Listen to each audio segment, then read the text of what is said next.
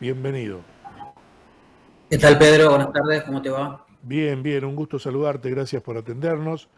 Bueno, quería consultarte tu observación desde la consultora con respecto a las elecciones del domingo próximo pasado. Bueno, a ver, o mejor dicho, hay todavía varias lecturas, ¿no? Vamos a arrancar de arriba para abajo. En primer lugar, el oficialismo sacó un buen porcentaje de votos. Había cierta ahí incertidumbre respecto a si iba a poder superar con creces o no el 40% de los votos. Lo hizo finalmente. Obviamente que, bueno, hay que esperar en estas horas el escrutinio definitivo, pero tomando el provisorio, Ya terminó, ¿eh? Ya tuvo. terminó. ¿Terminó? Ah, bueno, no lo vi todavía, así que ahora vamos a mirar los datos, pero en definitiva es un buen porcentaje de votos, un poquito por encima incluso de las expectativas que se tenía. El problema, si queremos ver la otra pata de la cuestión, es que pese a un buen porcentaje de votos, no logró ese tan ansiado objetivo de las 9 bancas, ¿no? Claro. Para poder tener mayoría propia. Entonces, bueno, eso de alguna manera le complica la situación de lograr el quórum por un lado, de lograr la mayoría en la Cámara para poder pasar obviamente los proyectos de ley que el gobernador eh, quiere impulsar. Y de esta manera, bueno, es políticamente un buen dato, y sobre todo pensando en lo que fue la diferencia con el segundo, ¿no? Desde el punto de vista de la instalación política y de la ratificación del gobierno desdero. Pero bueno, a nivel legislativo, digamos, no fue de alguna manera lo que se planteaba. En segundo lugar, ahí justamente vamos a quién es el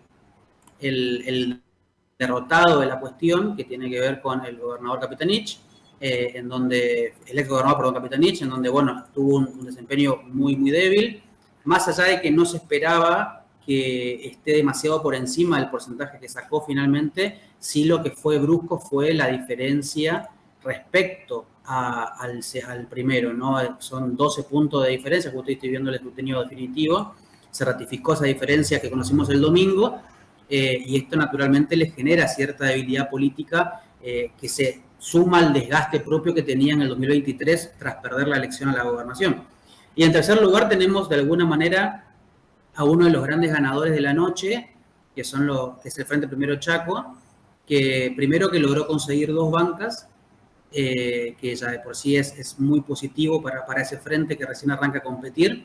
Y de hecho esa segunda banca que gana, ahora justamente también con el definitivo vamos a hacer el cálculo de vuelta, ¿no? Pero estaba la disputa a raíz de cómo es el sistema proporcional, ¿no? De bancas en la Claro. provincia, que es el sistema DONT, estaba esa disputa de a cuántos votos de diferencia estaba esa segunda banca de Primero Chaco, que se la roba de alguna manera a la novena banca eventualmente que podía sacar el oficialismo. Claro. Así que bueno, le da obviamente un envión muy particular y por eso, en definitiva, digamos, digo que hay varias lecturas. ¿Por qué? Porque en términos de bancas, el oficialismo no logró el objetivo que quería, y también si vemos el caso de Primero Chaco, en términos de bancas, tampoco es representativo de alguna manera muy contundente. ¿Por qué? Porque Primero Chaco es un bloque nuevo que se armó hace muy poco tiempo con 3 diputados, de los cuales 2 renovaban, y por ende, a partir de diciembre, el bloque va a tener la misma cantidad de diputados que tiene hoy, porque renovaba 2 y asumen 2. Ahora, ¿cuál es la diferencia? La diferencia es que tiene obviamente un volumen político que va creciendo porque se constituyeron de alguna manera como la sorpresa de la elección, tiene dirigentes que van a de alguna manera empoderarse a partir de esta situación, sobre todo lo que es Magda Ayala, y en tercer lugar porque se van a constituir a partir de tener un bloque de 3 diputados y a partir de que el oficialismo no tiene la mayoría, se van a constituir como los árbitros de la discusión parlamentaria, ¿no? Van a ser de alguna manera el bloque al que tanto oficialismo como la oposición que lidera Capitanich van a ir a buscar para poder lograr los números necesarios para avanzar paquetes, para bloquear paquetes, para dar quórum, para no dar quórum, digamos, se van a constituir en un actor central desde esa mirada, ¿no? Así que por eso son los grandes ganadores de la noche de alguna manera. Bien. Y te agrego una lectura más. Vos sabés que la actual Cámara, la actual composición de la Cámara de Diputados, es la que elige en la sesión preparatoria al presidente provisorio, que le va a tomar juramento a la nueva Cámara, a los que fueron electos el domingo. Sí. Esa Cámara, tal cual vos lo dijiste, va a tener 32 integrantes, 16 bancas del radicalismo más La Libertad Avanza más el PRO y 13 bancas del Partido Justicialista y 3 bancas de Primero Chaco. ¿Qué va a pasar si hay en este momento, en esta composición de la Cámara, el justicialismo en su conjunto tiene mayoría? Si ponemos al justicialismo más los integrantes del SER, entonces van a tener la posibilidad de elegir al presidente provisional. ¿Qué va a pasar cuando se voten las autoridades? Va a haber paridad y define el presidente. Sí, un gran interrogante ese, porque tal cual como recién lo manifestaba usted, Pedro, bueno, el oficialismo hoy tiene 15 bancas. Entonces, obviamente, tiene menos mayoría todavía que la composición nueva. Sí. Ahora, no hay que olvidarse que están estos 3 diputados actuales de Primero Chaco, sí, que son Oncherú, Ayala González, después cambia Ayala por otro Ayala, digamos, sí, a partir del día de diciembre. queda igual. Y queda igual, entonces, con esos 3 votos, suponiendo que esos 3 votos podrían llegar a negociar con el oficialismo, ahí podrían garantizarse la mayoría para elegir presidente. ¿Y por qué digo esto? Porque en el escenario actual es más probable que Primero Chaco juegue con el oficialismo Sí. a que juegue con el bloque PJ más SER, que es el que queda. ¿Por qué? Porque todavía las heridas están muy abiertas.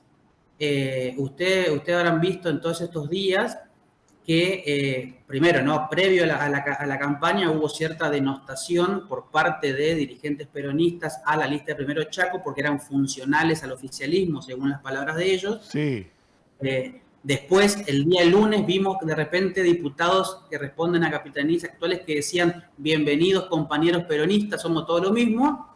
Sí. Y el día de ayer, Magda Ayala dijo: hasta hace 2 días éramos funcionales y ahora somos todos de vuelta peronistas. Esa declaración de Magda Ayala me parece fundamental para entender cuáles van a ser los primeros pasos de Primero Chaco, por lo menos en este arranque de la nueva composición de la Cámara y, bueno, obviamente sobre el final de la actual. Entonces, difícilmente yo veo, por lo menos a mi criterio, que este bloque de Primero Chaco se abroquele junto con el PJ, por ejemplo, para intentar imponer un presidente de la Cámara, partiendo del supuesto que, si bien, a ver, el oficialismo no tiene mayoría propia, pero tiene la mitad de la Cámara. Entonces, va a haber una discusión que es muy abierta y que va a ser seguramente muy tensa, pero estoy más tendiente a pensar de que el Primero Chaco va a facilitar de alguna manera la elección del presidente o la presidenta de la Cámara que quede en el oficialismo y que en ese caso entiendo yo que no habría duda que podría ratificarse la gestión de Carmen Delgado al frente de la legislatura, principalmente propuesta por el oficialismo por ser una aliada incondicional del gobernador.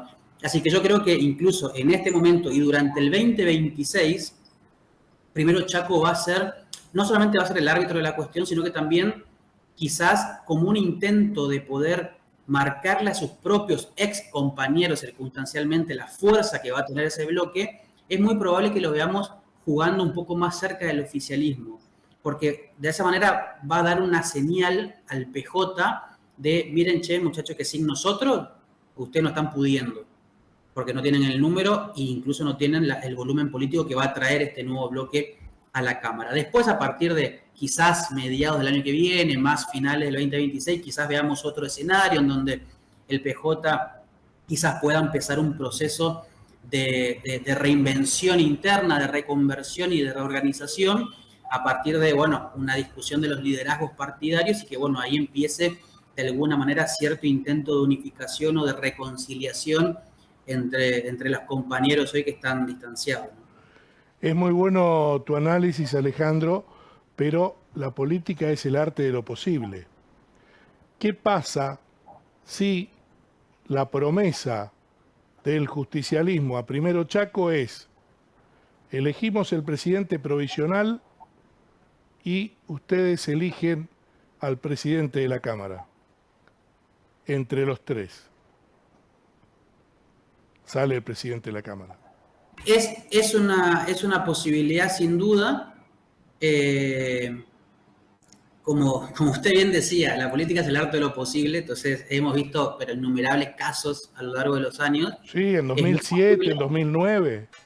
exactamente, es muy posible, pero ahí creo yo que va a entrar de alguna manera la fuerza y la contundencia con la que pueda negociar el oficialismo, ¿no? Que no hay que perder de vista que el oficialismo, al ser gobierno, naturalmente, y al tener herramientas y demás, puede también negociar fuerte Sí, sí, la discusión. Es más, tranquilamente la vicepresidencia primera de la Cámara, que por número debería ir al PJ, podría ir a Primero Chaco, en un sí, acuerdo. sí, sí, sí. Entonces, creo yo que ambos bloques, por fuera de Primero Chaco, tienen elementos a favor para negociar. La diferencia es que con uno, que es el PJ, hoy los ánimos están un poquito más caldeados, vamos a decirlo, Claro. que obviamente, a ver, no, siempre en política eso se puede arreglar de un día para el otro, ¿no? Pero lo veo más difícil de que se sienten a negociar con ellos a que lo hagan con el oficialismo mismo. Y además, y esto lo digo casi como algo al pasar, porque no puedo dar fe que esto es cierto, pero también se habló mucho de esta especie de alianza bajo la mesa que ya ha tenido el oficialismo con algunos diputados, primero Chaco actualmente. Sí, sí, Entonces, bueno, eso también puede primar desde lo que es el diputado Oncheruc, que poco queda, es recién nuevo en este bloque nuevo, pero por ejemplo con Magda Ayala la relación fue muy cordial. Se ha dicho que había como un canal abierto de diálogo con ella, con Juan Carlos acá de lo mismo. Entonces, podría primar más o podría pesar más, mejor dicho, una eventual negociación con el oficialismo, que como le digo, entiendo que tiene más herramientas desde, el debate político propio y la negociación política propia, hasta incluso desde el punto de vista de la emotividad, de la emocionalidad que parece que a veces la dejamos de lado, pero prima mucho en estos contextos en donde hay un grupo que está de alguna manera refregándole al otro el poder que ha tenido y que se lo han rechazado anteriormente, ¿no? Entonces eso todavía, digamos, prima un poco con el escenario político, aunque sea durante unos meses. Después, obviamente, puede cambiar rotundamente. claro, sí. Esta eh, sesión preliminar donde se toman juramento a los diputados y se elige la nueva conducción de la Cámara, esta va a ser en noviembre, diciembre. O sea que hay todavía mucha agua va a correr bajo el puente para tender o puentes o para no desandar el camino que debieron hacer tanto el justicialismo como los integrantes de Primero Chaco. ¿Cuál es Y tu ahí, perdón, opinión? déjeme acotar que va a ser fundamental en este periodo, en este proceso, justamente a esta sesión preparatoria y esta renovación de la Cámara. Entiendo yo que va a ser fundamental el rol de Capitanich. Incluso cuando en algunas entrevistas que he escuchado que hizo Magda Ayala luego del domingo, ella manifestó que no hablaron, que no la llamó, se le hizo la pregunta incluso quién debería llamar a quién. Y bueno, Capitanich como líder del PJ y en pos de acelerar los tiempos de la unificación eventualmente de ambos bloques peronistas para poder de alguna manera imponer un presidente, bueno, y avanzar hacia la agenda legislativa en conjunto, va a necesitar ese llamado, ese ceder de alguna manera y entender la importancia que ha tenido la otra lista peronista en el proceso electoral y la fuerza con la que va a venir la nueva legislatura, ¿no? Si eso no existe, pueden ir muchísimos diputados actuales, pueden ir dirigentes de mandos medios, puede aparecer, digamos, mucha comunicación entre los justicialistas, para intentar recomponer esas relaciones, pero si no está el gesto de Capitanich es más difícil. Sí, Entonces, realmente esa es una incógnita, ¿no? De cómo va a proceder el exgobernador en esta instancia. La verdad que el domingo se lo vio de alguna manera, no digo desencajado, pero sí como hasta incluso un poco más golpeado de lo que uno podía llegar a pensar, y seguramente le toma un tiempo recomponer la derrota y prepararse para lo que viene, porque vienen unas nacionales, digamos, también hay que ver si finalmente él es candidato o no, un poco lo que pasó el domingo cambia el panorama. Entonces, en este proceso, repito, ¿no? En esta transición hacia fin de año para la renovación de la Cámara, lo que él haga va a tener su impacto seguramente en esta potencial reconciliación de los compañeros o no. sin lugar a dudas. El último tema que te quiero consultar, yo lo escribí el domingo a la noche, creo que uno de los grandes ganadores es La Libertad Avanza. Sí, en términos de banca sí, obviamente que de la nada mismo de repente tienen 2 diputados, eso les genera obviamente ya un punto de partida distinto para La Libertad Avanza y para los referentes.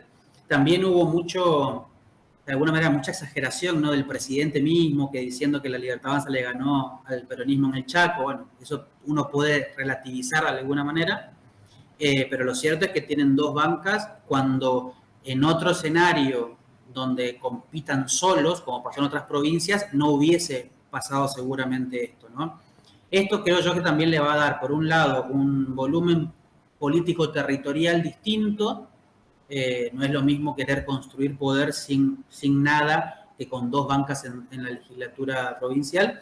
Y también seguramente va a pesar en la negociación que seguramente se habrá arrancado de cara a octubre, ¿no? En Claro. donde posiblemente veamos que en un lugar competitivo de la lista de diputados y de senadores también tengamos un libertario en el marco de la alianza que tiene Esdero con Milei.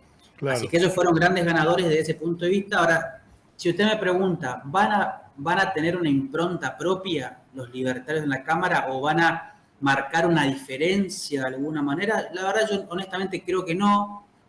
Obviamente que va a depender mucho del perfil de los diputados electos, pero en términos de agenda de gobierno, la agenda de Leandro Esdero es muy parecida a la de Milei, con las limitaciones locales y territoriales, ¿no? Sí, sí. Pero, a ver, por ejemplo, no baja impuestos y demás, ya lo está aplicando el gobierno provincial. Entonces, entiendo que hay muy poco margen para que de repente los libertarios quieran instalar una agenda por fuera del bloque de Chaco Puede y que los destaque desde su lugar de Partido de la Libertad Avanza. Pero bueno, nos pueden sorprender seguramente, así que habrá que esperar cómo se desempeñan estos 2 nuevos legisladores, pero volviendo al inicio a priori, es un éxito político para Libertad Avanza justamente por eso, que se suma a otros, ya pensando no en la construcción nacional, se suma lo de Salta, por ejemplo, que han tenido una gran elección también desde el punto de vista más simbólico que político, porque ganaron bancas en la capital de Salta, no en el resto de la provincia, pero dieron un golpe muy importante en la capital salteña, que políticamente se lee como un éxito, ¿no? Más allá de que a nivel provincial después fue mayoría el actual gobierno. Así Sí. que va sumando pequeños porotitos a nivel nacional, que sin duda eso le cambia el panorama al gobierno, pensando ya en el 2027, pensando en esa construcción territorial que no la tuvo en el 2023 o que era muy incipiente y muy débil. Y bueno, indudablemente estamos ante un cambio de posicionamiento y de fortalecimiento territorial del partido. No sé si tuviste tiempo de observar las localidades, las diferentes localidades. Ayer lo entrevisté al presidente de la Libertad Avanza y me dio un dato que verdaderamente a mí me llamó poderosamente la atención, y es cierto en el sentido de que el peronismo hacía mucho tiempo que no perdía Villa Ángela y General San Martín. Ellos me dicen que es trabajo de ellos, que tienen armado en esas 2 localidades un trabajo muy, muy fuerte desde lo político. Verdaderamente me extrañó que haya perdido Aldo Leiva con su hijo Mauro en General San Martín y también PAP en Villa Ángela. Sí, yo entiendo que lo de San Martín es todavía más fuerte que lo de Villa Ángela, en el sentido de que Villa Ángela, por lo general, si uno ve incluso las elecciones pasadas, tiene un fuerte posicionamiento de su intendente con un localismo, más que un sello partidario provincial, que también lo tiene, pero un poquito menos fortalecido que el intendente como tal. En San Martín realmente fue una sorpresa. Yo ahí, sin ánimos de minimizar ni de subestimar los dichos del presidente de la Libertad Avanza, pero en San Martín sé de que hay un muy fuerte trabajo de radical, que lo hubo este año particularmente, digo, que tiene una estructura obviamente mucho más fortalecida y que de hecho había una candidata que no ingresó porque estaba en la lista número 10, que es de San Martín, y que por lo que vi, lo que supe, digamos, fortalecieron mucho la campaña ahí. Y bueno, eso se le suma al natural también mensaje seguramente de la ciudadanía, de la población de San Martín hacia los Leiva, que es un complemento a esto, ¿no? Ahí hay un doble factor que juegan conjunto. Seguramente hay que ver cuál pesó más, si el trabajo de campaña o un descontento con la administración local. En Claro, Villa Ángela también, bueno, ahí sí, ahí no puedo hablar con propiedad porque no tengo el conocimiento, pero posiblemente sí la Libertad Avanza haya hecho un gran trabajo, es muy posible. El radicalismo también tiene cierto peso o cierta organización, así que también habrá colaborado en ese sentido. sí, sí. Pero más allá de los aparatos y más allá de las estructuras que son fundamentales, lo cierto es que en general hubo un mensaje a la política muy contundente, en algunos lugares en particular y a nivel provincial en general, y que tiene que ver con la participación electoral. Y esto Efectivamente. no lo quiero dejar pasar porque, y acá lo quiero transmitir de dos sentidos. Primero, la responsabilidad de la política en no generar los incentivos para que la gente vote y tengamos un número de participación que fue el más bajo desde el retorno a la democracia, por lejos, 10 puntos por debajo del piso, para tener una idea.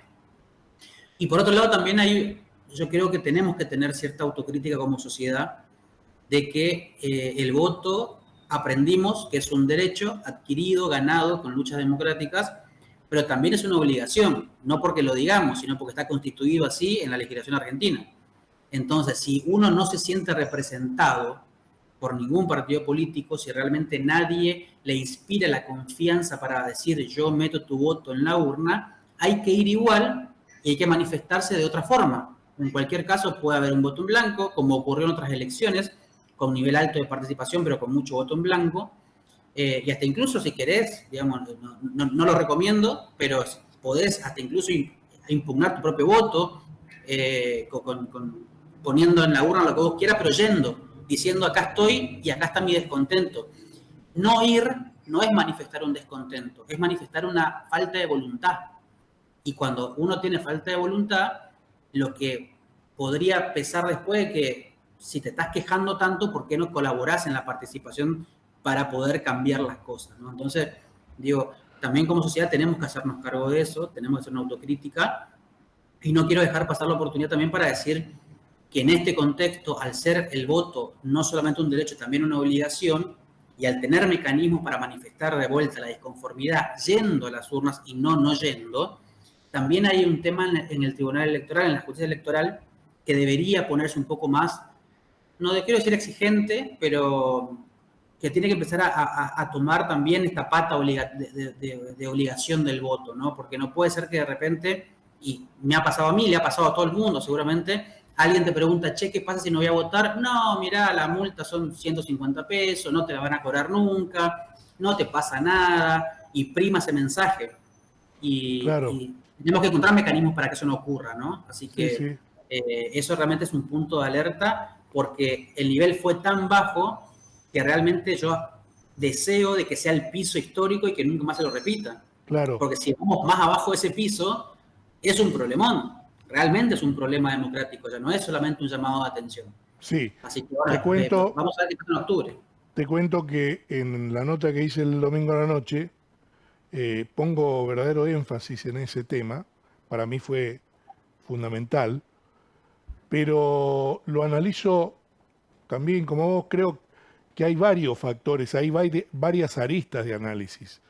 La primera es que si a vos todos los días te hablan de la degradación de la política, que sos la casta, que no servís para nada, que todos somos muy poca cosa, y encima la política o sus dirigentes no te resuelven los problemas, y la dirigencia está tan disociada y tan lejos de la sociedad, ¿con qué necesidad vas a ir a votar? ¿Es cierto? Desde el gobierno nacional lo que bajan es la degradación de la política todos los días, todos los días. Y esto queda, algo queda, lamentablemente. Es cierto, Pedro, coincido en esa lectura, por supuesto que coincido, y hay responsabilidad ya de la dirigencia que está en el poder central de la nación, sin duda. Ahora, tampoco hay que olvidarnos que el proceso de caída en los niveles de participación arrancó en el 2013. Cuando uno ve elección tras elección, sobre todo las de medio término, viene cayendo sistemáticamente. Capaz que cae 2, 3 puntitos, digamos, no la caída de ahora, en donde acá sí se explica lo que usted decía, sin duda hay como un efecto mucho más fuerte con esta degradación a la política que defiende y sostiene el gobierno nacional, sin duda, pero ya veníamos con ese problema. Capaz que en algún momento hubo un pequeño saltito hacia arriba, sobre todo bueno, en el 23 con la elección a presidente, que también generó un ruido particular. Y la elección a gobernadores del 23 fue de 73%. Sí. El tema si lo pones en comparativa, si es bueno o malo. Te pongo este ejemplo, Pedro. En el 2013, elección de medio término, fue del 80. De medio término. Sí, sí. Entonces, indudablemente estamos en un proceso problemático que se ve ahora robustecido y agravado por esto que usted mencionaba, que sin duda ocurre. Sí, sí. Y te cuento otro tema. Te cuento otro tema que puede pasar desapercibido para la gran urbe, digamos, o la ciudadanía en general, pero no para nosotros que trabajamos en los medios de comunicación. Y es que trabajaron sola y exclusivamente en redes sociales. ¿Y sabés qué, Alejandro? Las redes sociales tienen mucha incidencia, muchísima incidencia, en las grandes urbes que tienen conectividad. Nosotros acá no tenemos conectividad. Sacando Resistencia y en algunos lugares, no hay conectividad. Entonces, trabajaron las redes sociales y no hicieron publicidad en los medios tradicionales. Este es el otro tema. Totalmente de acuerdo. Y entiendo que a raíz de eso, y capaz que usted coincida conmigo, es que vemos algunos datos que son catastróficos, a mi entender, como Tres Isletas. Sí. 37% de participación. Sí, sí. Ahora solamente habrá cerrado un 40% capaz. Una cosa que no se puede concebir. Sáenz Peña, 44%.